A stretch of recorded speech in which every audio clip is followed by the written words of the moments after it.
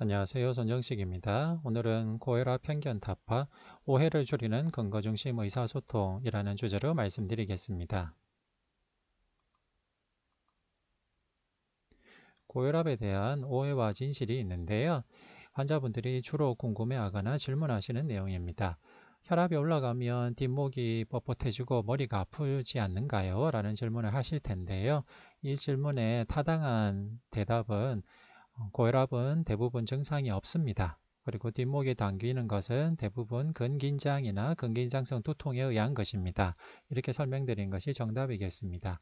악성 고혈압 같은 경우에는 통증이 올 수도 있겠지만 대부분 이 경우는 수축기 혈압이 200을 초과하기 때문에 명확하게 구분할 수 있을 것 같습니다.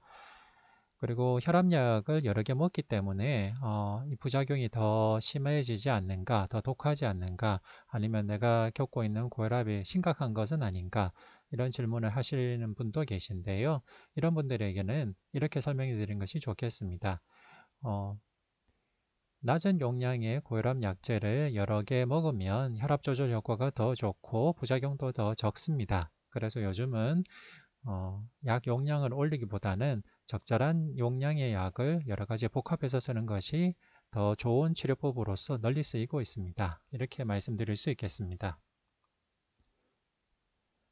그리고 약보다는 운동 시기 조절로 충분히 조절할 수 있다고 하던데, 그러면 약 먹기 전에 운동이나 식이 조절을 먼저 해보고 싶습니다. 이런 말씀을 하시는 분도 있는데요. 이렇게 말씀하시는 분들 중에 일부는 정말로 철저하게 운동이나 식이 조절을 마음먹고 이야기하시는 분도 있지만은, 또 상당수의 분들은 약 먹는 거에 대한 부담감이나 거부감을 표현하신 경우도 있습니다. 이런 질문에는 상당수의 소변기내과 선생님들이 이렇게 대답을 하신 것 같습니다. 경증의 고혈압인 경우에는 운동이나 식이 조절로 충분하게 혈압 조절을 할 수 있지만은 꾸준하게 해야 되고, 이것을 꾸준하게 하지 못한다면 결국 다시 혈압이 올라갈 수 있으니까 결국 운동과 식이 조절은 보조요법이고 핵심적인 치료는 약물입니다. 네, 이런 답이 일반적인 대답입니다. 환자분들이 제일 흔히 하는 질문 중에 하나가 혈압약을 한번 먹기 시작하면 계속 복용해야 되지 않나요? 라는 질문인데요. 이 질문을 하시는 의도도 결국 약에 대한 거부감, 또 약을 시작하고 싶지 않은 마음을 표현하신 것 같습니다. 이 질문에 대해서 순환기내과 선생님들이 언론 기사에 이런 대답을 하셨는데요. 한번 읽어보도록 하겠습니다. 네, 틀린 말은 아니지만 어폐가 있습니다. 고혈압약을 복용한다고 고혈압이 없어지는 것은 아닙니다. 네, 이 말은 좀 어떻게 받아들여야 될지 좀 복합적인 내용이 있는데요. 틀린 말은 아니지만라는 뜻에서 운동이나 체중 조절, 식이 조절을 잘하면 혈압을 조절할 수 있다라는 것을 부정하지는 않지만은 결과적으로는 고혈압약을 복용한다고 고혈압이 없어지는 건 아니기 때문에 계속 약을 먹어야 된다라는 결론을 말씀하시는 것 같습니다. 그리고 고혈압을 조절하기 위해 평생 약물 치료가 필요한 것은 사실이다. 그리고 이것은 만성질환의 특징에 기인하는 것이다. 라는 대답을 하시는 분도 계신데요. 결국 평생 약을 먹어야 된다. 라고 대답을 하신 것입니다. 그렇다면 혈압약을 끊을 수 있을까요? 네, 그렇다고 생각하시는지요? 아니면 끊을 수 없다고 생각하시는지요? 대한고혈압학회 진료 지침을 보면 소금 섭취 제한과 체중 감량을 통해서 상당히 많은 혈압을 감소시킬 수 있다는 것을 제시했습니다. 그래서 이 내용을 보면 소금 섭취 제한을 하고 체중을 약 10kg 이상 감량한다면 혈압을 15 정도 줄일 수 있기 때문에 경증의 고혈압 환자인 경우에는 약물 치료 없이도 혈압을 조절할 수 있는 것처럼 설명할 수도 있겠습니다. 그렇다면 랜드마이즈드 컨트롤드 트라이얼 결과는 어떨까요? RCT 결과를 보는 것이 제일 좋은 근거를 가지고 대답해 드릴 수 있다고 생각합니다. 생활습관 조절에 대한 RCT는 대부분 당뇨 환자를 대상으로 이루어졌기 때문에 당뇨와 고혈압을 동반한 환자들을 대상으로 한 RCT 결과를 보도록 하겠습니다. 다이아뎀 1 연구는 평균 42세고 체중은 101kg 정도인 카타르 중동 사람을 대상으로 시행된 연구입니다. 당뇨 진단받은 지 약 22개월 되었고 당화혈색소는 약 7 정도이신 분이시고요. 인슐린 사용자는 1명뿐이었기 때문에 대부분 인슐린을 사용할 정도는 아닌 경구혈당 강아지로 조절이 되는 분이었습니다. 32%에서 고혈압을 동반했고 1%에서 심혈관계 질환 동반했기 때문에 대부분의 참여자들이 심혈관계 질환이 없는 당뇨 진단받은 지 얼마 안 되는 40대셨습니다. 이분들을 대상으로 하루 약 800kcal 정도의 식사 대용품을 무료로 제공했고요. 이 12주 동안의 식사 대용품 섭취가 끝난 다음에는 그 다음 12주 동안 구조화된 식사를 시작했습니다. 이런 분들을 대상으로는 2주에 한 번씩 영양사와 개인 트레이너가 꾸준하게 교육과 인터벤션을 했고 이후에 참가자들은 한 달에 한 번씩 중재 클리닉에 참석하였습니다. 가속도계를 제공하였고요. 이 가속도계는 스마트폰에 연동이 되었고 하루 10,000보 이상 걷는 운동을 하도록 교육을 받으셨습니다.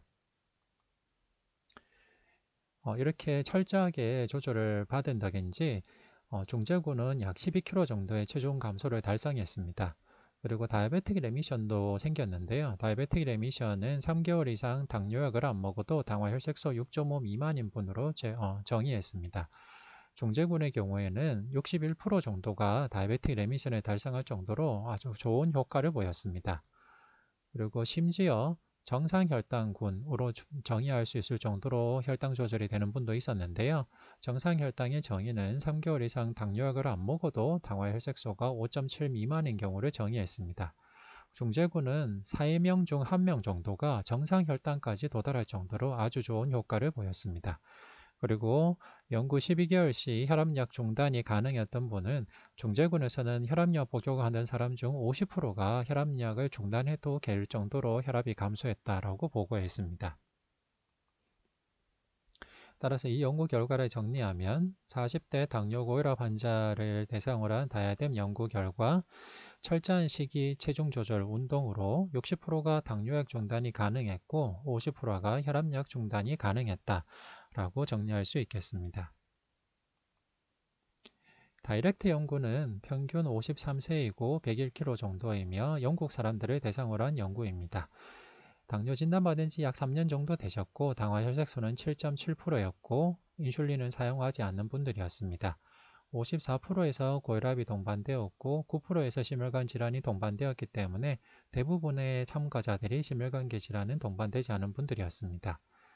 약 3개월에서 5개월 동안 하루 약 850kcal 정도의 포뮬라 다이어트를 제공했고요. 이 포뮬라 다이어트 섭취 후에는 약 2에서 8주 정도 구조화된 식사를 재시작하도록 교육을 받았습니다. 장기적인 체중 감량 유지를 위해 매월 방문하는 지속적인 구조화 프로그램으로 진행했고요. 만보계로 하루 15,000보 이상 걷도록 교육을 받았습니다. 이 연구에서도 중재군은 철저하게 관리를 받은 덕으로 10kg 가까이 체중 조절에 성공했습니다. 그리고 다이아베틱 레미션, 이 연구에서의 다이아베틱 레미션의 정의는 2개월 이상 당뇨약을 안 먹어도 당화혈색소 6.5% 미만으로 정의했는데요.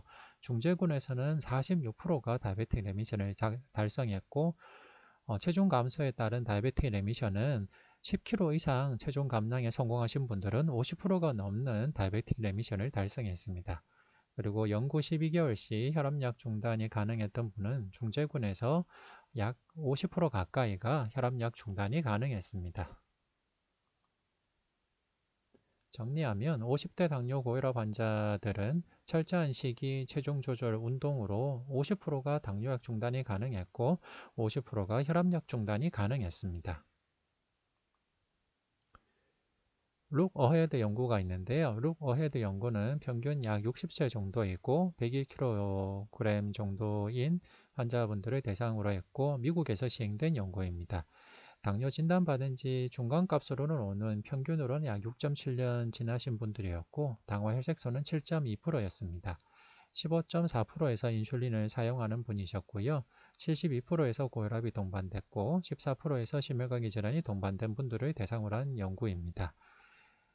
처음 1개월에서 6개월까지는 매주 프로그램을 진행했고 그 다음 7에서 12개월까지는 격주로 프로그램을 진행했고요. 프로그램 세션은 영양사, 행동심리학자, 운동 전문가가 포함된 중대팀이 주도했고 칼로리 제한은 식사 대체를 무료로 제공해서 하루 약 1200에서 1800kcal 식사 대체제를 무료로 제공했습니다.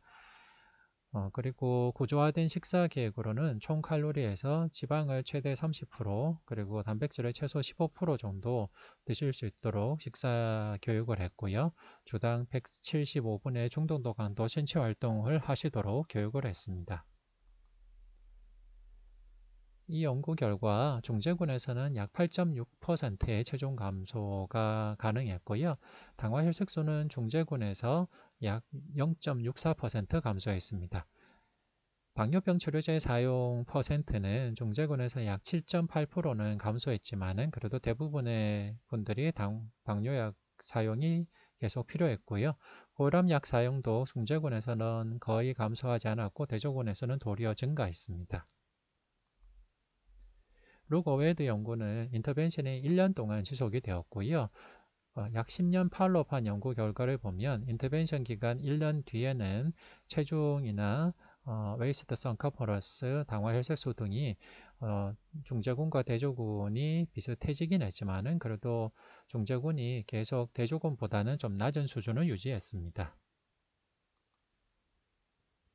룩 어웨이드 연구 10년 팔로업 연구 결과를 보면 체중 감소는 연구 종료 시 체중 감소는 중제군이 6%가 가능했고 대조군은 3.5% 체중 감소가 가능했습니다. 여기서 카디오바스큘러 디지즈 프라이머리 아웃컴을 봤는데요. 사실 우리가 당뇨 환자에서 철저한 체중 조절, 운동, 식이 조절을 하는 근본적인 이유는 당뇨 합병증을 줄이는 것인데 특히 당뇨의 대혈관 합병증을 줄이는 것이 제일 큰 목표이기도 합니다. 그래서 룩 어웨이드 롱텀 팔로업 연구에서는 프라이머리 아웃컴으로 CV 모탈리티, non-fetal MI, non-fetal stroke, 안자이나 하스피탈라이제이션을 봤는데요. 안타깝게도 중제군과 대조군에 통계적으로 유의한 차이가 없었습니다. 그 외에 올코즈 모탈리티, MI 스트로크도 통계적으로 유의한 차이를 보이지 못했습니다. 사실 이 룩 어헤드 연구가 아주 철저한 교육과 프로그램을 시행한 연구였고 많은 인력과 비용이 들어간 연구입니다.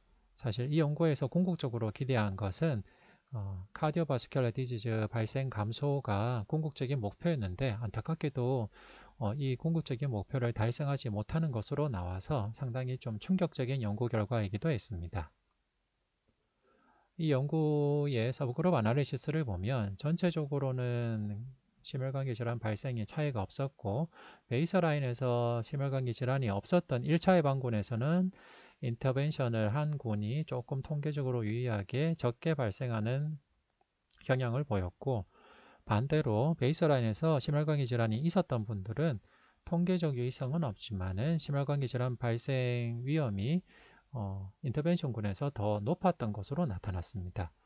따라서 이 연구 결과를 보면 베이스라인에서 심혈관계 질환이 있었던 분들에게 너무나 철저하고 인텐시브한 생활습관 조절이 도리어 해를 줄 수도 있을 가능성을 시사하는 결론이었습니다. 이 룩 어헤드 연구가 이렇게 네거티브 스터디가 된 이유를 알기 위해서 머신러닝으로 좀 더 체계적으로 이런 아웃컴이 발생된 다른 요인들을 본 분석들이 진행이 됐습니다. 이 머신러닝으로 분석한 연구 결과를 보면 베이스라인 당화 혈색소가 6.8% 미만이고 SF36 제너럴 헬스가 48 미만인 경우 SF36 제너럴 헬스는 본인이 생각하는 주관적인 건강 상태가 보통이 50점입니다. 그래서 50점 미만인 경우에는 내가 생각하는 나의 건강 상태가 보통 미만이다 라고 대답하신 분입니다. 그래서 전반적인 건강 상태가 보통 미만이고 당화 혈색소가 베이스라인에서 6.8% 미만이었던 거는 인터벤션군에서 대조군보다 심혈관계 질환 발생 위험이 약 2배 정도 높았습니다. 이렇게 해롭게 나타나는데요. 베이스라인 당화 혈색소가 6.8% 이상이거나 베이스라인의 전반적인 건강 상태가 보통 이상인 분들은 철저한 생활습관 조절이 심혈관계 질환 발생률을 감소시키는 것을 보여주었습니다. 서브그룹 2는 베이스라인 SF36 전반적인 건강 상태가 보통 이상이고 당화 혈색소가 베이스라인으로 6.8 미만인 사람에서는 철저한 생활습관 조절이 카디오바스큘러 디지즈 발생과 CV 모탈리티 예방에 도움이 됐지만은 그 외의 경우인 베이스라인의 전반적인 건강 상태가 보통 미만이거나 당화 혈색소가 6.8 이상인 경우는 철저한 생활습관 조절이 심혈관 질환 예방 효과를 보이지 못했습니다. 이 그래프를 보면 기아의 평소 건강 상태에 대한 대답이 보통 미만이라고 대답하신 분 같으면은 인텐시브하게 조절한 분이 카디오바스큘러 디지즈나 CV 모탈리티가 더 높게 나타났고요. 그 반대인 경우 그 외에 베이스라인의 당화 혈색소가 6.8 미만이지만은 전반적인 건강 상태가 보통 이상인 분은 철저하게 조절했을 때 심혈관계 질환 예방 효과를 보여주었습니다. 따라서 룩 오헤드 연구 결과를 정리해보면 60대 당뇨 고혈압 환자는 철저한 식이, 체중 조절, 운동으로 1년 뒤 당화 혈색소 당뇨약 사용은 조금 감소하였으나 10년 팔로업 결과 일반적인 건강 수준이 보통 이상인 사람들에게는 심뇌혈관 질환 예방 효과가 있었지만 처음 당화 혈색소가 6.8% 미만이고 일반적인 건강 수준이 보통 미만인 사람들에게는 심뇌혈관 질환이 더 많이 발생한 것으로 결론이 되었습니다. 따라서 이 연구 결과들을 정리해보면 철저한 식이, 체중 조절, 운동이 나이와 건강 수준에 따른 접근이 필요하다는 것으로 정리할 수가 있습니다. 즉, 40대 당뇨 고혈압 환자의 경우에는 10kg가 넘는 체중 조절을 동반한 철저한 생활습관 조절이 이를 통해서 60%가 당뇨약 중단이 가능하고 50%가 혈압약 중단이 가능했습니다. 그리고 50대 당뇨 고혈압 환자의 경우에도 약 10kg 가까이 체중 조절을 할 수 있는 철저한 생활습관 조절을 통해서 50%가 당뇨약 중단이 가능했고 50%가 혈압약 중단이 가능했습니다. 따라서 40대나 50대의 당뇨 고혈압 환자 중에서 비만하신 분은 체중 10kg 이상 감량을 목표로 한 철저한 생활습관 조절, 체중 조절, 운동, 식이 조절을 통해서 당뇨약 중단, 혈압약 중단을 목표로 하는 것이 현실적으로 가능하겠습니다. 다만 60대 당뇨 고혈압 환자의 경우에는 일반적인 건강 수준이 보통 이상인 사람들이면서 비만하신 분은 철저한 생활습관 조절을 통해서 심혈관 질환 예방 효과를 기대할 수 있지만은 처음 당화 혈색소가 6.8 미만이면서 전반적인 건강 수준이 보통 미만인 사람들에게는 철저한 생활습관 조절이 도리어 해로울 수도 있다라고 정리할 수 있겠습니다. 이런 여러 연구 결과들이 환자 건강 상태에 따른 개별화된 조절 목표가 필요하다는 것을 시사하는데요. 아메리칸 다이어베틱 어소시에이션 2021년 지침에 실려 있는 노인 당뇨 환자의 관리에서도 잘 정리가 되어 있습니다. 노인 당뇨 환자, 즉 65세 이상의 당뇨 환자의 경우에는 환자 특징과 건강 상태에 따라서 당화 혈색소 조절 목표와 혈압 조절 목표를 달리 제시를 했는데요.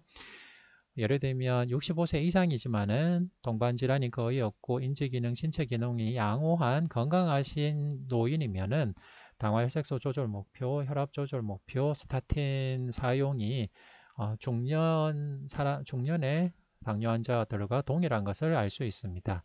하지만은 같은 65세 이상의 연령대 당뇨 환자라 하더라도 환자가 중증의 동반 질환을 갖고 있거나 인지기능 장애 그리고 일상생활에 장애가 있으시면서 여명이 길지 않은 걸로 예상되는 경우에는 당화 혈색소 조절 목표를 이 혈당 조절을 당화 혈색소에 의존하면 안 되고 단지 저혈당과 고혈당을 피하는 정도로만 하고 혈압 조절도 너무 철저하게 하지 않고 150에 90 미만 정도로 하는 것으로 권고하였습니다. 따라서 노인인 경우 특히 여러 동반 질환이 있으시거나 여명이 길지 않거나 인지기능이나 생활습관에 장애가 있으신 분들은 개별적인 목표가 필요하고 생활습관 조절에 대해서도 개별적으로 접근해야 된다라는 그 교훈을 얻을 수가 있습니다. 그와 함께 의사가 약을 처방할 때 환자에게 이 약은 무엇을 목표로 쓰는 약이다 라고 설명할 때 좀 더 명확하게 직관적으로 이해가 되는 이 약의 이름을 붙여주는 것도 좋을 것 같습니다. 예를 들면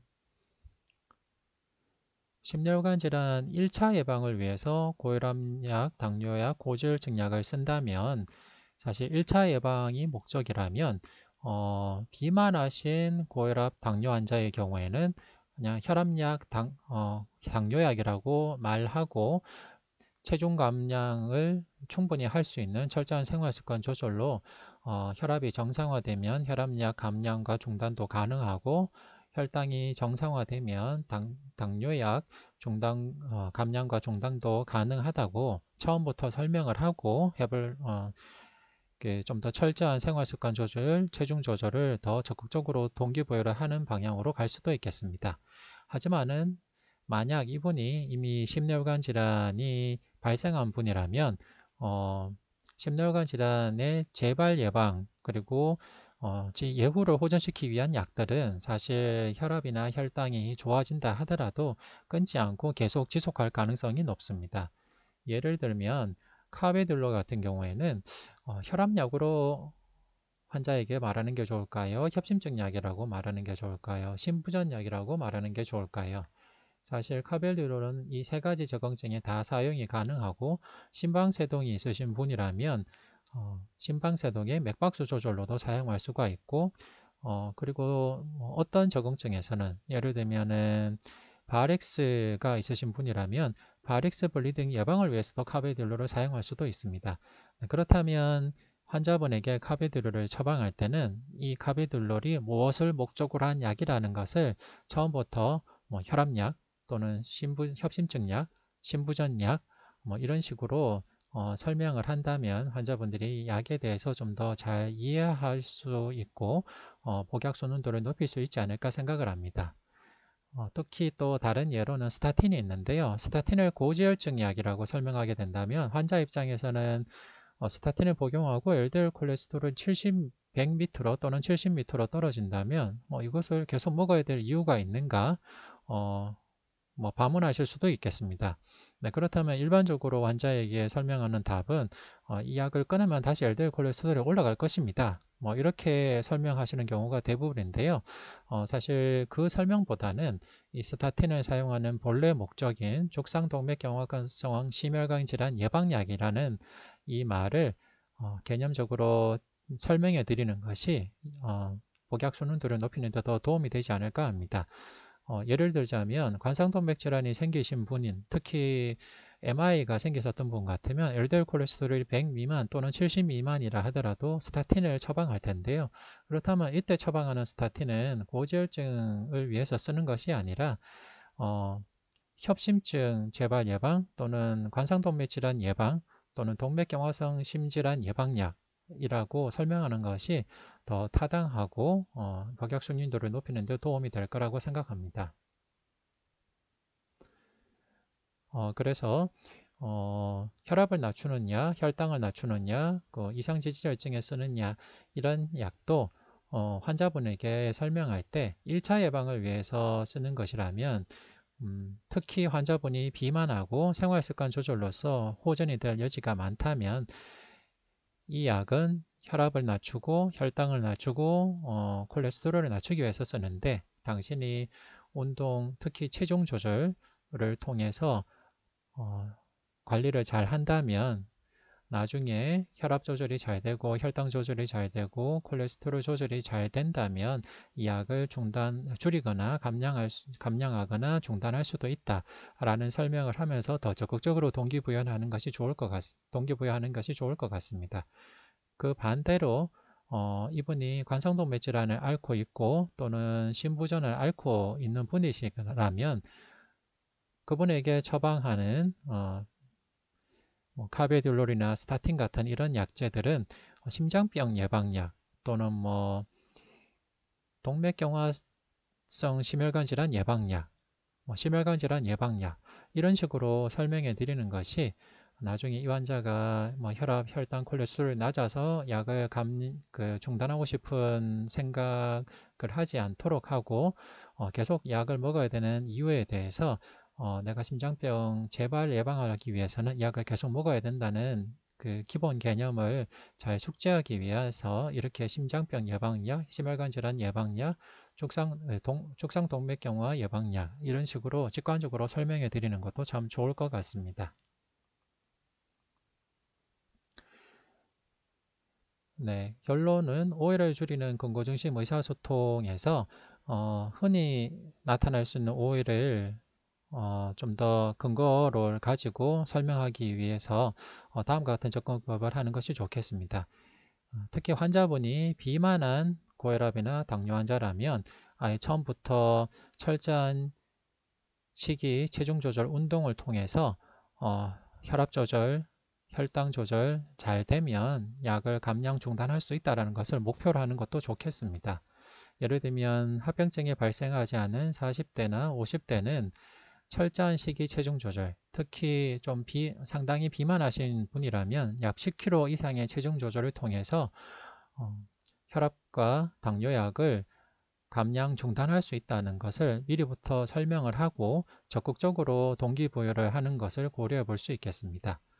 다만 이것도 개별적인 접근이 필요한데요. 일반적인 건강 수준이 보통 미만인 60대에게는 너무 무리한 체중 조절, 식이 조절을 하는 것이 해로울 수도 있기 때문에 개별적인 접근을 꼭 해야겠습니다. 그 반대로 전반적인 건강 수준이 좋고 비만한 60대에게는 또 그분에 맞게 식이 체중 조절을 공고하는 것도 가능하겠습니다. 즉, 노인은 환자 건강 상태에 따른 개별화된 조절 목표가 필요하고 이것을 처음부터 환자와 협의해서 조절 목표를 정하고 또 비만한 그리고 비교적 건강 상태가 좋은 중년의 당뇨 고혈압 환자의 경우에는 체중 조절과 철저한 식이 조절을 그리고 운동을 통해서 약물 감량과 중단을 처음부터 목표로 삼고 하는 것도 동기부여와 의사 환자 관계에 크게 도움이 될 것이라고 생각합니다. 이런 의사소통을 좀 더 원활하게 하기 위해서 고혈압약, 당뇨약, 고지혈증이라는 이런 약간 불확실한 용어보다 심혈관 질환 예방약이라든가 아니면 1차 예방을 위한 거라면 혈압약, 당뇨약을 나중에 체중 조절 그리고 생활습관 조절을 통해서 감량 중단이 가능하다는 것을 좀 더 구체적으로 목표를 삼고 원활하게 의사소통하는 것도 도움이 될 것 같습니다.